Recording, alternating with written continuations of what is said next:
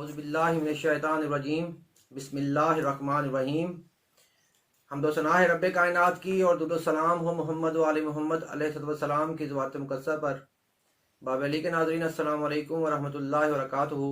नाज़रीन, आज हम आपके लिए एक बहुत ही बुरे मर्ज़ मिर्गी का एक बहुत ही आसान और मुजर्रब हल लेकर आए हैं, जिसके ज़रिए चाहे पुरानी मिर्गी हो चाहे नई बीमारी हो, इससे निजात पा सकता है मरीज़।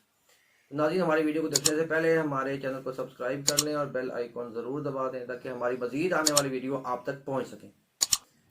तो नाज़रीन, इसके लिए आपको अगर जैतून का तेल मिल जाए तो वो बहुत अच्छा है। उस पर आप सूरह फलक को 41 दफ़ा पढ़ेंगे।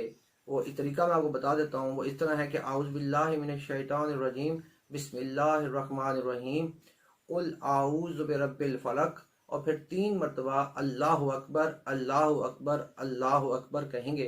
उसके बाद आप सूरह मुबारक को मुकम्मल करेंगे। इसी तरह आप 41 दफ़ा सूरह फलक को इसी तरह ही पढ़ेंगे और उसको तेल पर दम कर लें और साथ थोड़ा सा पानी रख लें। उस पानी को आप हर रोज़ भी दम कर सकते हैं। अगर पानी को हर रोज़ नहीं दम कर सकते तो इकट्ठा ही दम करके रख लें। 41 दिन वो पानी मरीज़ पिए।